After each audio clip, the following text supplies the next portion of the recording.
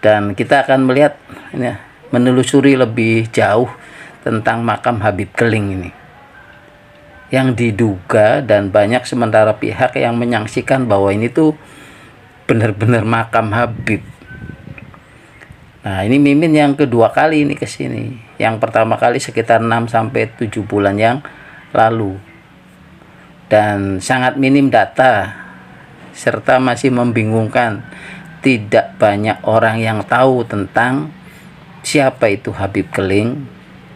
Kemudian kenapa makamnya di sini sendirian. Dan terus makamnya bentuknya nggak seperti makam gitu kan, klasik, ada pendopo, ada joglo. Ini seperti lapangan bulu tangkis, seperti gudang penyimpanan garam, sama dengan halnya gudang-gudang yang ada di sekitar wilayah ini. Nah, kita coba telusuri dugaan kepalsuan dari makam ini. Tapi Mimin nggak bisa memastikan ini palsu atau enggak. Nanti perlu ada tim investigasi ini, ya. Karena ini di sini ada 2, dan yang paling rame ini makam Habib Keling. Nah, istilahnya dugaan kepalsuan dari makam ini, yang pertama itu lokasinya. Ini lokasinya di tengah ladang garam yang sangat luas, ribuan hektar. Tidak ada pemukiman penduduk. Sekarang pun jarak pemukiman penduduk dengan lokasi makam ini masih cukup jauh, antara 1 sampai 2 km. Nah, kalau ternyata Habib Keling ini datang ke sini sekitar abad ke-14, 15, atau paling mudah-mudahnya abad 18 lah. Lokasi ini tentu masih hutan belantara dan juga pantai dengan pasir, ya. Jadi pesisir yang masih sangat lengang. Jadi kok ada makam gitu kan, dan satu sendirian makamnya, nggak ada temennya. Dan berdasarkan cerita dari masyarakat sekitar, dan juga ada beberapa sumber, diantaranya adalah indramayu.com, kemudian majalengka.com, Habib ini adalah Habib sahabatnya dari Syekh Kuro. Syekh Kuro yang di Kerawang tuh, berarti sekitar abad ke-14-an. Itu. Nah, kemudian datang, ya, Syekh Kuronya tuh mau ke Pakistan. Nah, kemudian Habib Kelingnya tuh mau ke Cirebon. Nah, di Cirebon perahunya tuh bocor, terdampar di sini.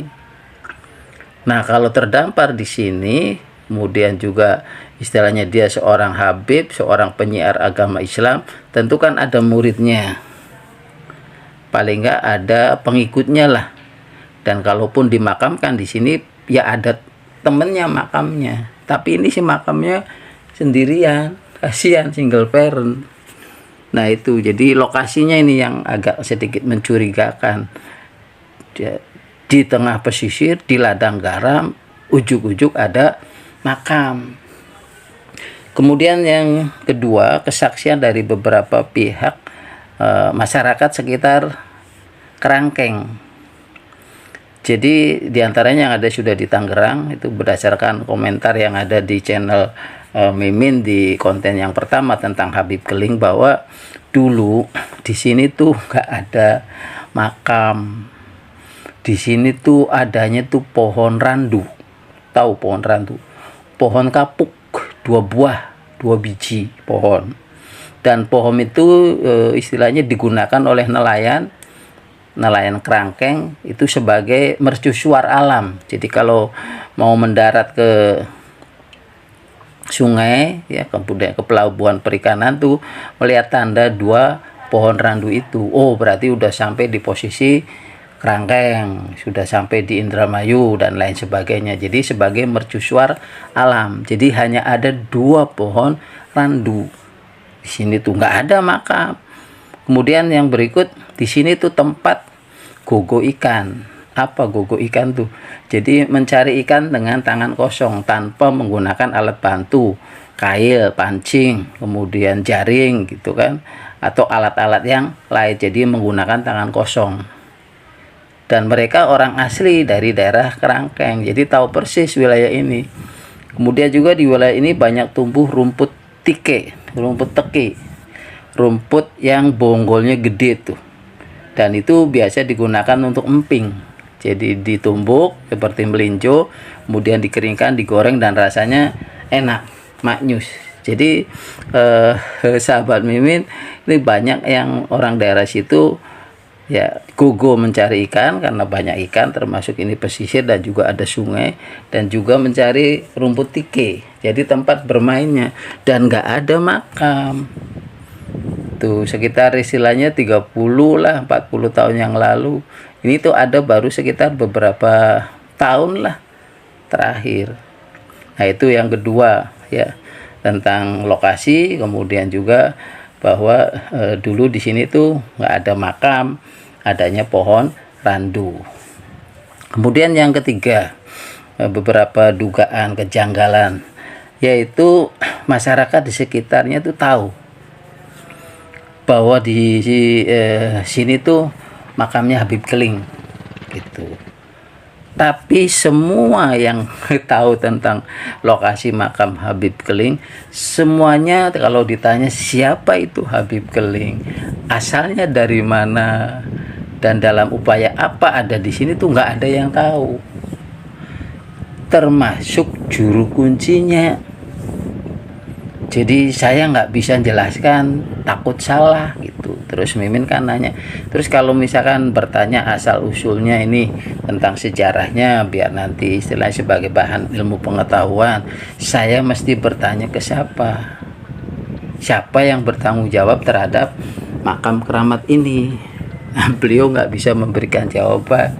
Kata ya sudah, minta nomor HP aja biar nanti saya bisa ngobrol. Nggak dikasih, katanya nggak punya itu. Dan lokasi ini rame sekarang tuh. Jadi waktu Mimin datang ke lokasi ini, di tempat parkirnya tuh banyak nampak jejak petilasan dari mobil-mobil, karena kebetulan Mimin ke lokasi ini datangnya tuh hari Jumat tanggal 16 Agustus 2024. Jadi nampak itu kan malam Jumat Kliwon. Jadi aktivitas malam Jumat kelihatannya dari jejak jalannya tuh banyak mobil-mobil, banyak jamaah. Kemungkinan ada takblik gitu tuh, atau ada pengajian umum. Nah, kemudian pas siang hari Mimin berada di sini, banyak masyarakat sekitarnya yang datang berziarah. Ya, didominasi oleh ibu-ibu yang parubaya umur 30-40 tahun ke atas. Tapi ada juga bapak-bapaknya.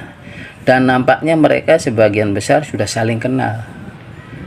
Dan memang nampaknya mereka rutin untuk berziarah ke tempat ini di waktu hari Jumat. Kemudian ada juga beberapa mobil yang dari Bandung. Jadi makam Habib Keling ini sekarang sudah punya trademark lah gitu. Ya, jadi sudah cukup ramai. Dan nampak di lokasi makamnya, di bagian dalamnya itu terlihat sekali serbuan dari keropak ya, tong untuk sumbangan. Jadi nampak ini seperti komersil atau apalah itu, nggak tahu lah persisnya. Dan diduga ada kecurigaan ini bukan makam yang sebenarnya, karena di sebelah selatan dari makam Habib Keling itu ada lagi satu lagi makam Habib Umar Hasan. Dah di tengah-tengah ladang garam sepi, jauh dari pemukiman penduduk, kok ada dua makam. Dan makam yang satunya tuh bukan makam Ki Gede Kerangkeng atau makam istilahnya Wilarodra, merupakan Ki Gede dari Indramayu atau pokoknya pahlawan Nusantara lah gitu, orang-orang kita zaman dulu, bukan. Tapi dua-duanya tuh Habib. Jadi Mimin mendengar, membaca berita tentang pemakaman makam-makam palsu. Jadi dalam hati ini jangan-jangan ini makam palsu dua-duanya. Dan kalau yang Umar Hasan itu belum terlalu ramai, tapi sudah menunjukkan geliat akan ramainya. Jadi tinggal mempromosikan aja lebih gigih lagi. Dan nampaknya makam Habib Keling ini akan dipugar dan diperbesar. Sudah nampak patok-patok. Jadi kayaknya sudah ada dana yang akan membuat lokasi makam Habib Keling ini akan mewah dan megah. Ya itu. tentang makam Habib Keling yang ada di Desa Kerangkeng, Kecamatan Karangampel, Kabupaten Indramayu. Jadi diduga ini mungkin palsu atau bagaimana. Ini orang setempat ya, pejabat teras ini harus menertibkan jangan sampai terjadi seperti makamnya Habibah Fatimah tuh yang di Pulau Edam, di Kepulauan Seribu. Itu kan banyak berziarah yang nggak tahu sejarahnya, padahal dia kan pengkhianat.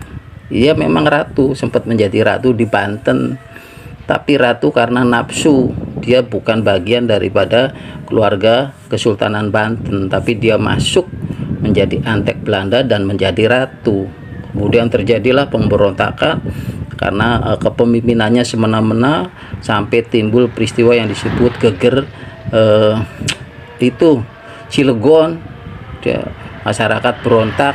Nah itu kan pengkhianat, tapi karena nggak ngerti sejarah, jadi justru malah makamnya yang di Pulau Edam tuh banyak diziarahi. Mungkin hanya melihatnya bahwa itu tuh ratu dari Banten tanpa melihat siapa dia, kemudian bagaimana jejak daripada sejarahnya.